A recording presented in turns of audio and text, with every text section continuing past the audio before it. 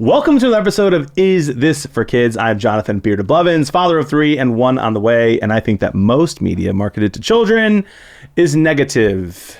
Yeah, and I am Katie, MrsRuvi. I have 5 children, and I usually think that we're able to use the media that comes out that's marketed to our children for opportunities for shepherding them through things. But today we are looking at some viewer requested items. So these were not even necessarily marketed to kids, but just like our audience wants to know what we think of these things. And thanks, I guess. Yeah. So we're going to look at two pieces of content, let you know what's in there that you might want to shield your kid from, what you might want to shepherd them through, and how you can use that media to share with your family. Yep. Conclave and Receiver. We're doing today. Yeah. So which one do you want to start with? Let's go Conclave first. Okay. So Conclave is a very new movie that just came out. It's very limited release. And I think we got this request largely because we have a pretty large Catholic audience. Jon and I are both Catholics. And so there was this movie came out sort of with it was not clear from the previews what it was that we were dealing with. It sort of looked like a political drama regarding the election of the Pope, right? And so it stars Ralph Fiennes as Cardinal Lawrence, who's supposed to, I don't know what the word for this thing is. I don't know if this makes me a bad Catholic or a good Catholic that I can't name this thing, but he's the guy who's in charge of steering the conclave, right? And so he's getting everybody together and sort of trying to make sure that everybody who's supposed to be there is there, everybody who's not supposed to be there is not there, and that all of the ballots are processed correctly. And in the meantime, there's a lot of factions that break down in the inside of the conclave. You've got your liberal and your conservative factions of the church vying for who's going to become Pope. And there's also this sort of mystery cardinal that shows up out of nowhere who has been serving in Kabul. I don't know how to say that word. Anyway, he's been serving in Kabul as a mission priest, mission bishop, and they are cardinal, and they're going to elect the next pope. This movie is ridiculous. Yeah. Like, far and away. First of all, is it for kids? No, it's not made for kids. It doesn't make sense for kids. I don't know of a single kid who would watch this without falling asleep or complaining. You would have to bring so much candy to make a kid even be willing to come into the theater with you. Okay. That said, there's no swearing. It's a bunch of cardinals hanging out, waiting to elect the Pope. There's no sex, no nudity, no drugs, none of the normal, no violence. There's an explosion, I guess, that takes place outside, and you see things fall inward into the And the smoke is black, not white. Right. Get it? The explosion. The explosion, right. They hadn't. It's a good Catholic joke for you. Yes. But for the most part, there's nothing in there that you would object to as a parent. It would just be deeply boring for your kid. And so if you're not religious and your kid is interested in kind of boring political dramas, okay, there's nothing, that's fine. You probably could take your kid to this and it would be fine. If you are religious, or specifically if you are Catholic, this particular movie is ridiculous. Yeah, I've read articles. I didn't see it. Thank God I didn't go see it. I've just heard it's kind of wild. It's absurd. So to spoil the entire thing for you, and if you don't want to have it spoiled, then don't watch this episode. But we have the two factions in there are broken down basically along American political lines. So there are American political conservatives and American political liberals, which is not true in the actual Catholic Church. But so one of them is like, yes, if you elect me Pope, we will have women priests, we will be having LGBTQ weddings, and I will be involving the laity in everything, and I will shut down the evil Latin Mass. And for some reason, he attributes the Latin Mass to why people have 10 kids, which I'm not entirely sure why. And then there's the other side, which is represented by this sort of outgoing Italian cardinal who's like, well, if you don't elect me, then you're going to be stuck with the black guy, who's an African cardinal who's equally conservative, but he's clearly just trying to be racist. Yeah. And so it almost seems like a political conservative made this movie as what they want people to think liberals behave like. But the reception that it's getting from liberals makes me think that liberals are hoping this is what is going on in the church. It's asinine is what I'm saying. It has no basis in actual fact, and it's out of control. And also at the end, they end up electing the cardinal who's been serving in the missions, and it turns out he is intersex. He is outwardly appears to be a man, but has a uterus and ovaries. Wow. Didn't see that one coming. Very weird. Mel Gibson did not direct this movie. Direct this movie. And they never really even address any of that. They just say like, it's just sort of like at the very end, oh, by the way, I have a uterus and ovaries and see you later. And then the movie's over. Interesting. And it's so wild, but it has no basis in fact, and it's not interesting for kids. And it's more to me that just like the evidence that we live in a post-Christian world and that people in the world think that this might be how the church actually behaves. Interesting. It's not. So is it so crazy? Is it so crazy that the average person who doesn't know anything at all about the church would think that it's a documentary?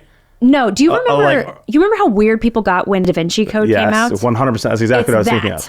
It's that. So some people are going to think it's real, but most won't. The people who already have a preconceived notion of what they believe religious people are like will be like will think that this is great and will be interested in it. But anybody who has even a modicum of understanding would not be into that. Okay, interesting. So not made for kids.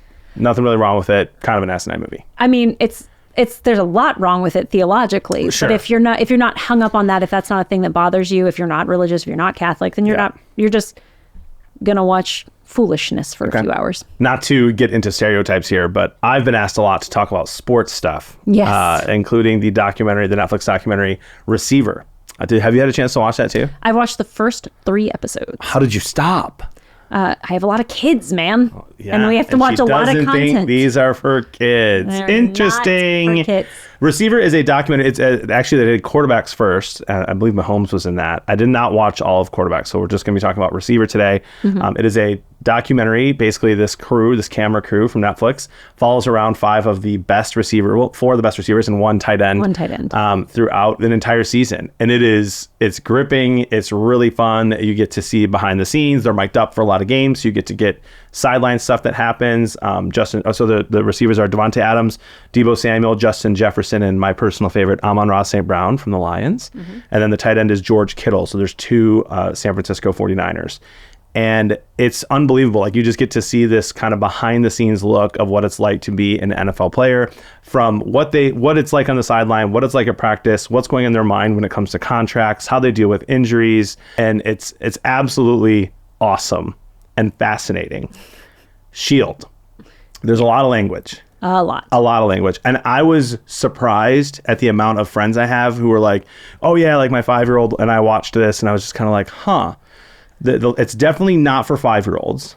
No. And it's definitely interesting enough to be worth watching for the next 5, 6, 7 years. Yeah. But there's just a ton of language. And honestly, that's almost the only thing that I would shield that there is to shield in this, because the rest of it is pretty appropriate. What do you think? Yeah, the language, I don't usually object to language in like a PG-13 sense, and like if it's appropriate because of where the person is or the character you're trying to portray. However, in this case, this is just swearing for swearing's sake, and it seems like a lack of vocabulary in some cases. So I don't like this. I won't let my kids watch it because of the amount of swearing.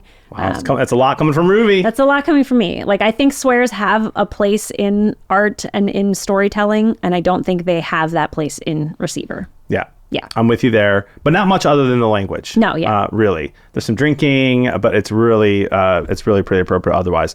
Shepherd, I think it's a great way. It's a great thing to talk to to watch this. My oldest is 9. Mm-hmm. So I'd probably let him watch this at maybe 10 or 11. It's a couple years, we'll see, because he's obsessed with football. So he would absolutely love this. And I would love to watch it with him and just like show him and kind of shepherd him through how hard these guys work in order to do what they do, right? Yeah. Like, it's easy to kind of look and be like, oh, look how much fun they're having on the football field. But when they're healthy, the amount of practice it takes and positive, attitude that it takes and hard work to get to where they were is really cool. And when they're hurt, the amount of rehab that they have to do is absolutely wild to look at. Yeah. So that was really fun. And then as far as sharing goes, like, just a really, really cool look behind the scenes. I like George Kittle quite a bit. So something that you could share with your kid who's old enough to watch this would be George Kittle and Devontae Adams. So George Kittle, the ultimate teammate, does some weird like yoga stuff throughout the entire series, which is very fascinating. Sometimes it's like praying and sometimes it's this yoga thing. He's just a hilarious guy, great teammate, always lifting up his other teammates. Does not matter. Like he's so selfless. He doesn't care if he's blocking or if he's getting touchdowns. Like, it's just a really cool thing to share with your kid and what a good teammate does. Never blames anyone else. And then Devontae Adams. Devontae Adams this year, very different than Devontae Adams in Receiver, but I understand where he's coming from. Played for the Raiders, no quarterback last year or 2 years ago when this was filmed. Basically, he goes up to Jimmy Garoppolo, who is a horrific quarterback, multiple times. Very handsome. Very handsome guy. Goes up to him, the whole season.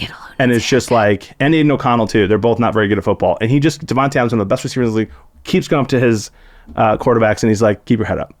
Keep your head up, man. Come on, you can do it. You can, like, that's just unbelievable teammate until the very, very end when he's kind of like, oh my gosh, this is just too much. This is a train wreck. This year now he's like, get me the heck out of here. And now he's on the Jets. But just like, again, great teamwork, great way to lift people up instead of putting people down. I think is an awesome thing to share with your kid when they're old enough to watch. But I'm going to say it's all the language. So however old your kid needs to be to listen to a bunch of F-bombs is how old they should be to watch this. So for me, probably like, because my kid's obsessed with football, probably like 11, 12, 13. Yeah, absolutely. All right. Well, those were the two big requests that we got 40 billion times. Let us know if there's something else that you would like us to look at. Check us out on isthisforkids.com. You can leave comments on our Instagram or on our YouTube page. We would love to look at whatever content it is that you're looking for. But there's just so much content out there for us to navigate as parents. I'm Jonathan Beard of Blevins. I'm Katie, MrsRuvi. Let us help you decide. Is this for kids?